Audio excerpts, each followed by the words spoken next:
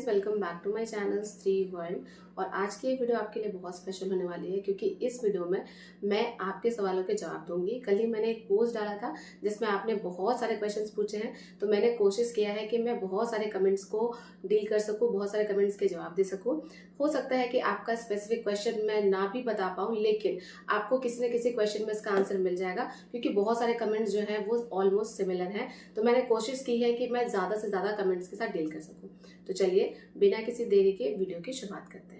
तो सबसे पहला कमेंट फ्रेंड्स जो मैं ले रही हूँ वो है पीहू का, और वो पूछ रही हैं कि वो स्टडीज में कंसिस्टेंट नहीं रह पाती है। सेम क्वेश्चन जो है वो पूजा रानी ने भी पूछा है और उनका भी यही क्वेश्चन है कि यदि आपसे इंस्पायर होकर मैं पढ़ाई तो शुरू कर देती हूँ, लेकिन फिर 2-3 दिन के बाद कंसिस्टेंसी टूट जाती है और दोबारा से रीस्टार्ट करने में बहुत ज़्यादा टाइम लग जाता है। तो फ्रेंड्स, मैं आपको एक बात बता दूँ कि कोई भी नॉर्मल स्टूडेंट जो कि हमेशा पढ़ाई कर रहा है, डेली उसको गवर्नमेंट जॉब की तैयारी करनी है, तो ऐसा नहीं हो सकता है कि उसकी कंसिस्टेंसी ब्रेक ना हो। तो अगर आपकी कंसिस्टेंसी ब्रेक हो भी जाती है तो आपको बहुत ज़्यादा निराश नहीं होना है।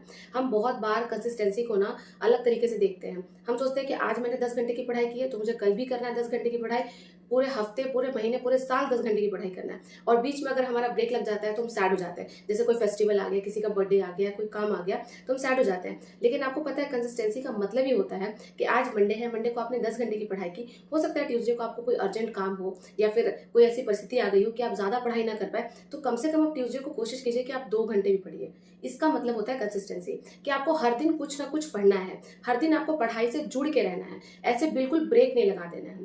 तो इसीलिए आप कोशिश कीजिए कि अगर आप हर दिन आपका जो टारगेट है वो अचीव नहीं कर पा रहे, उससे कोई प्रॉब्लम नहीं, लेकिन अगर आप हर दिन पढ़ेंगे थोड़ा थोड़ा, तो वो चीज़ ना आपको आगे लॉन्ग टर्म में बहुत ज़्यादा फायदा करेगी। हम रोबोट नहीं है कि हम हर दिन 10 घंटे पढ़ेंगे, लेकिन हाँ, हम हर दिन कुछ ना कुछ ज़रूर पढ़ेंगे। तो कंसिस्टेंसी का मतलब ये होता है। नेक्स्ट क्वेश्चन मेरे से पूछा गया है फ्रेंड्स कि आपको एज ए टीचर सैलरी कितनी मिलती है।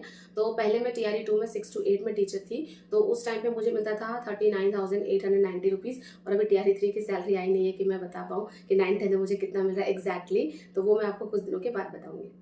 अगला क्वेश्चन है फ्रेंड्स शालिनी पांडे का, और उनका है सवाल कि एक करियर को लेकर है और दूसरी शादी को लेकर है। और वो कह रही है कि उन्होंने टीआरई 3 का एग्जाम दिया था और उनका सिलेक्शन नहीं हुआ, और अब उनको ऐसा लगता है कि जब भी वो पढ़ने बैठती है तो उनको लगता है कि उनसे कुछ नहीं हो पाएगा। तो शालिनी, मैं आपको एक बात बता दूं कि जिस टाइम पे आपको ये फील होना शुरू हो जाता है ना कि अब मेरे से कुछ नहीं होगा, उसी टाइम पे सक्सेस आपका इंतजार कर रही होती है। क्योंकि आपको पता है कभी भी ना कोई भी चीज़ हमें लाइफ में आसानी से नहीं मिलती। जब भगवान आपको ऐसा फील करा देंगे ना कि बस अब मेरे से कुछ नहीं होगा, मैं नहीं पढ़ सकती, उस टाइम पे ही भगवान आपके हाथ थामते हैं। तो इस टाइम पे ना आप मतलब पीछे मत हटिए, क्योंकि ये मैंने अपनी जर्नी से सीखा है। क्योंकि मैं भी एंड में ना बहुत एकदम त्रस्त हो गई थी, मुझे लगता था कि अगर अब इसमें नहीं हुआ ना तो अब मैं पढ़ाई नहीं करूंगी कभी भी। लेकिन उसी टाइम पे मेरा रिजल्ट आना शुरू हुआ। तो हो सकता है कि वही फेज आपकी लाइफ में भी चल रहा हो। तो इसीलिए डीमोटिवेट मत होइए। जब भी ऐसा लगने लगता है ना कि अब मेरे से नहीं हो पाएगा, इसका मतलब ये है कि हमने बहुत ज्यादा मेहनत कर ली है लाइफ में, जितना हमें करना था हमने कर दिया है। अब इससे आगे हम मेहनत नहीं कर पाएंगे। अगर आप यहाँ पर छोड़ देंगे ना तो भले आप पीछे हो जाएंगे, लेकिन यहाँ पर थोड़ा सा हिम्मत करके थोड़ा सा 1-2 साल और पढ़ाई कर लेंगे तो जरूर कुछ ना कुछ अचीव कर लेंगे। शालिनी आगे कहती है कि उनका जो है, फिर से शालिनी आगे कहती है कि वो किसी अदर कास्ट में लड़के को पसंद करती हैं और मम्मी पापा शादी के लिए नहीं मान रहे। तो शालिनी, आपको पता है मैरिज जो है ना एक बहुत ही मतलब टफ डिसीजन होता है लाइफ का। एक डिसीजन आपकी जिंदगी इधर से उधर पलट सकती है। और पेरेंट्स कहीं ना कहीं बच्चों का हमेशा अच्छा ही चाहते हैं, लेकिन तब भी आप अपने मम्मी पापा को तभी कन्विंस कर पाएंगे जब आपके पास जॉब होगा, आप अब फाइनेंशियली इंडिपेंडेंट होंगे, तभी आप उनको कन्विंस भी कर पाएंगे, तभी शायद वो आपकी बात भी सुनेंगे।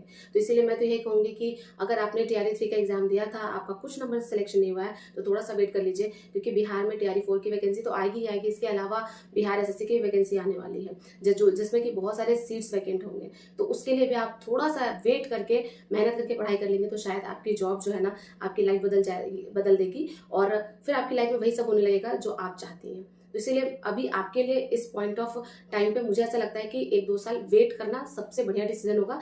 और उस 1-2 साल में आपको मेहनत भी करना है, सिर्फ वेट नहीं करना है, मेहनत भी करना है करियर को लेके। अभी आप डीमोटिवेट मत होइए, ये डीमोटिवेशन का टाइम नहीं है आपके लिए।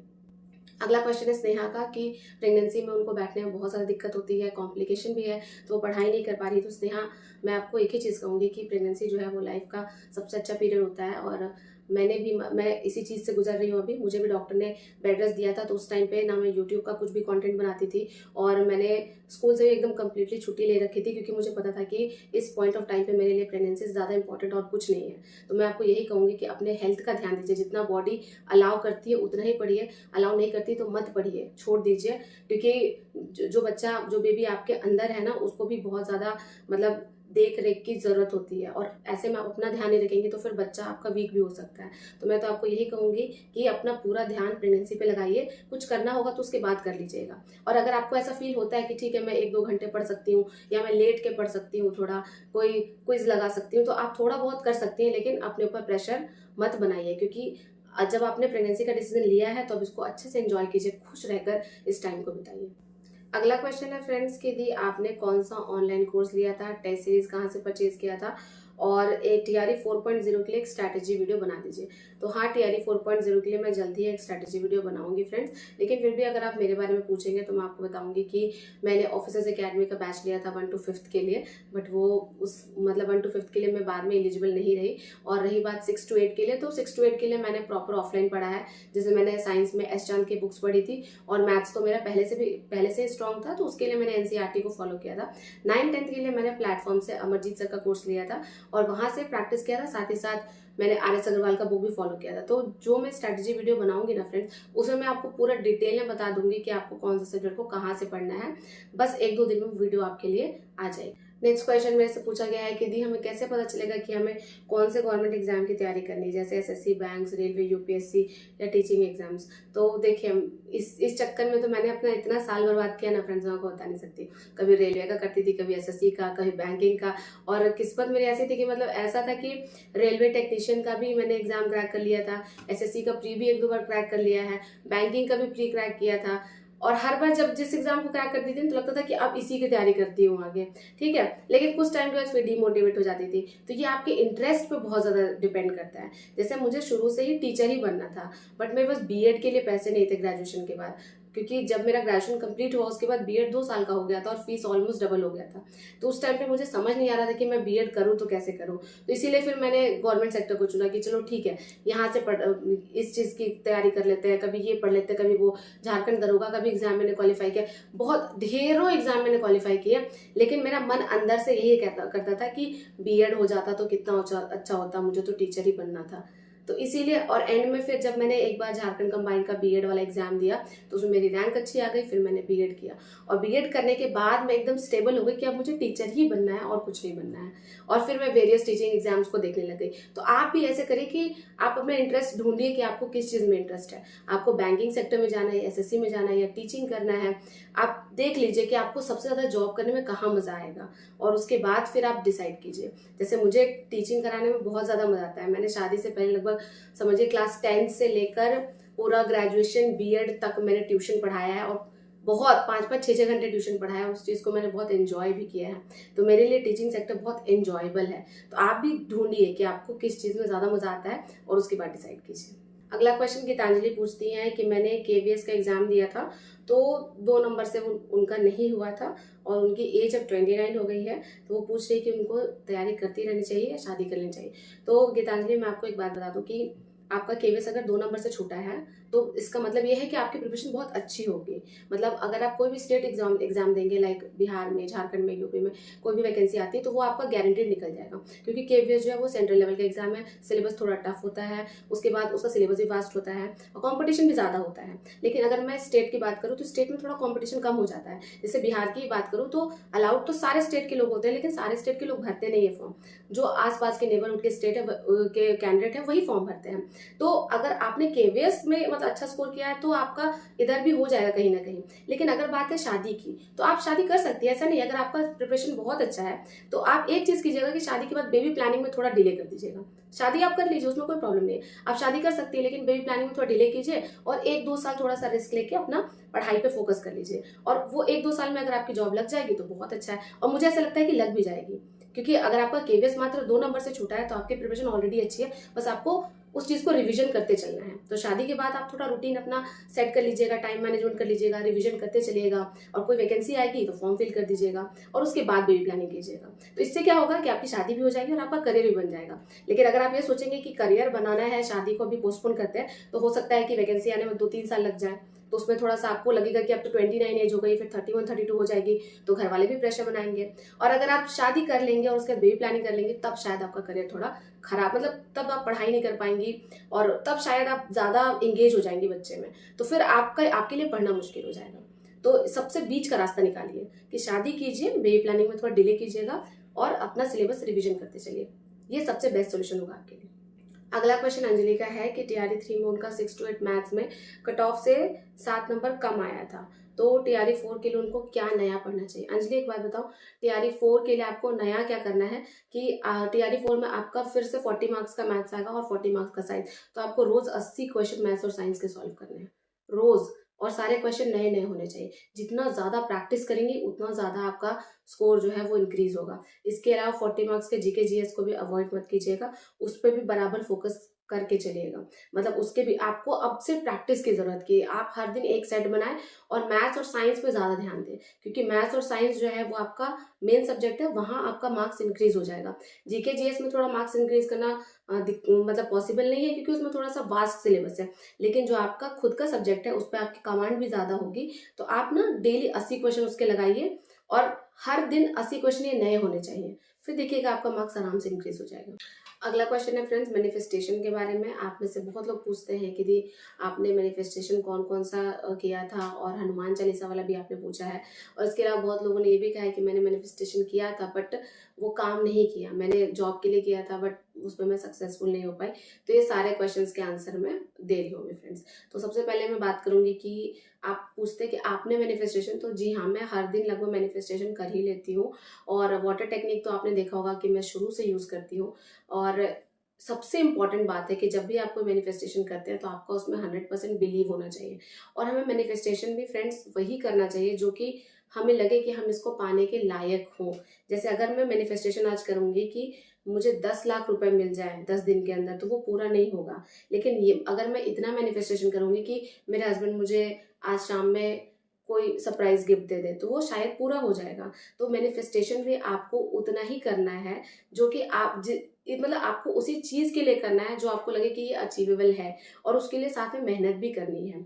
हम सिर्फ ये नहीं सोच सकते कि मैनिफेस्टेशन बस कर रहे हैं तो हमारी जॉब लग जाएगी, नहीं, आपको इक्वली मेहनत भी उतना करना होगा। मैनिफेस्टेशन जो है वो आपको बचाती है कि कभी हमारा 1-2 नंबर से, जैसे मैंने आपको बताया कि बहुत बार मेरा 1-2 नंबर से नहीं हुआ था जॉब में सिलेक्शन, तो 1-2 नंबर से कहीं आप छूट रहे हैं, तो उस चीज में मैनिफेस्टेशन आपको बहुत ज्यादा हेल्प करती है यहाँ पर। तो इसीलिए मैं आपको कहूंगी कि मैनिफेस्टेशन पे कम्प्लीटली डिपेंडेंट मत रहिएगा कि मतलब मैनिफेस्टेशन कर रहे हैं बाकी कुछ नहीं कर रहे हैं। आपको मेहनत भी बहुत ज्यादा करनी, जितना दूसरा स्टूडेंट कर रहा है उतना। हाँ, मैनिफेस्टेशन हम इसलिए करते हैं ताकि हम पॉजिटिव थॉट्स अट्रैक्ट कर सकें। जैसे अगर मैं टीचिंग एग्जाम के लिए मैनिफेस्टेशन कर रही हूँ तो उसके बारे में हर दिन मैं पॉजिटिव सोचूंगी। अगर मैं मैनिफेस्ट करूंगी कि हाँ टीचिंग जॉब मेरा हो गया है, मैं बहुत खुश हूँ जॉब को लेकर, मैं बहुत ज्यादा एंजॉय कर रही हूँ अपने जॉब को लेकर, तो ये सारी चीजें क्या है, पॉजिटिव बातें। अब ये सारी पॉजिटिव बातें जो है मेरे तरफ पॉजिटिव वाइब्रेशन अट्रैक्ट करेंगी और मैं पॉजिटिवली एक्ट करना शुरू करूंगी। तो मैनिफेस्टेशन ऐसे काम करता है। अब मैं बात करूंगी हनुमान चालीसा वाला। आप में से बहुत लोग कहते हैं कि आपने कैसे स्टार्ट किया, तो मैंने ट्यूसडे से स्टार्ट किया था फ्रेंड्स। और आपको यूट्यूब पे बहुत लोग कहेंगे कि लाल कपड़ा पहन के करो, ये वो, आपको जैसे अच्छा लगता है वैसे कीजिए अपनी सुविधा के अनुसार। भगवान आपके कपड़े नहीं देखते और आपका रंग रूप नहीं देखते। मैंने स्टार्ट किया था ट्यूसडे से, और मैंने संकल्प लिया था कि इस ट्यूसडे से लेकर अगले ट्यूसडे तक मैं 100 बार हनुमान चालीसा पढ़ूंगी। उसके लिए आप डिवाइड कर लीजिए, किसी दिन 20 बार पढ़िए, किसी दिन 25 बार पढ़िए, आप अपने हिसाब से पढ़िए। और ये मैंने किया था ट्रांसफर को लेकर कि मेरे हस्बैंड का ट्रांसफर जो है वो मेरी जगह हो जाए या मेरा ट्रांसफर उनके जगह पे हो जाए। तो इसके लिए मैंने वो मैनिफेस्टेशन स्टार्ट किया था, और 100 बार मैंने एक हफ्ता में पढ़ा था। और जिस दिन मेरा लास्ट डे था मैनिफेस्टेशन का, मतलब हनुमान चालीसा पढ़ने का, उसी दिन से न्यूज आने लग गई थी कि टीचर्स का ट्रांसफर जो है वो मार्च में हो जाएगा, अप्रैल में हो जाएगा, ऐसे कर करके। और अभी देखिए ये पॉसिबल हो गया है। तो बात यही है कि आपको चीज़ों पर बिलीव करना आना चाहिए, आपको 1% भी डाउट नहीं होना चाहिए। जैसे जब मैंने ये वाला मैनिफेस्टेशन किया तो मैंने मतलब छोड़ दिया भगवान पे कि ठीक है, अब जो होगा वो भगवान ही देखेंगे। अगर इस केस में अगर इनका ट्रांसफर नहीं भी होता तो भी मैं पॉजिटिव रहती कि उसमें भी कुछ ना कुछ जरूर अच्छा होगा।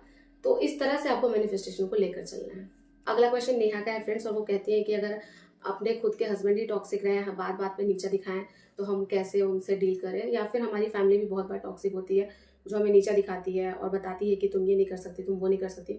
तो मैं सबसे पहले एक बात बताऊं कि वो जो बताते हैं कि तुम ये नहीं कर सकती, तुम वो नहीं कर सकते, एक्चुअली में वो खुद ऐसे होते हैं क्योंकि उनको पता है कि उनसे ये काम नहीं होगा, इसलिए वो आपको कह रहे हैं। उनको पता है कि अगर मुझे घर का काम इतना करना होता ना तो मैं तो पढ़ाई नहीं कर पाता, ठीक है, अगर इसकी जगह मैं होता ना तो मेरे से तो नहीं हो पाता। तो वो अपनी एबिलिटी के अकॉर्डिंग आपको बताते हैं, तो आप उनकी बातों को सच मत मानिए। और जो लोग ऐसे टॉक्सिक होते हैं, दूसरों को नीचे दिखाते हैं, वो बेचारे अंदर से खुद बहुत दुखी होते हैं। उनकी बातों का क्या ही बुरा मानना, वो इतने दुखी होते हैं कि वो आपके लिए एक प्यार के शब्द नहीं बोल सकते। मैंने आपको एक कहानी सुनाई थी एक बार कि एक इंसान के पास एक बहुत सुंदर सा पत्थर होता है और वो पत्थर को लेकर जाता है एक सब्जी वाले के पास और कहता है कि तुम इसका कितना वैल्यू दोगे मुझे। तो वो कहती है कि मैं तुम्हें 1 टोकरी आलू दूंगी। फिर उसी पत्थर को वो लेकर जाता है एक सुनार की दुकान में और वहां जाकर पूछता है कि इसका कितना वैल्यू दोगे। तो वो कहता है कि इसके बदले में मैं तुम्हें 100 ग्राम सोना दूंगा। तो जिसके पास जो है ना फ्रेंड्स, वही आपको दे सकता है। जिसके पास आलू है वो आपको आलू देगा, जिसके पास सड़ा हुआ आम है वो सड़ा हुआ आम देगा, किसी के पास सोना है तो वो आपको सोना देगा। तो जिस इंसान के पास ही टॉक्सिसिटी है वो आपको क्या ही दे सकता है।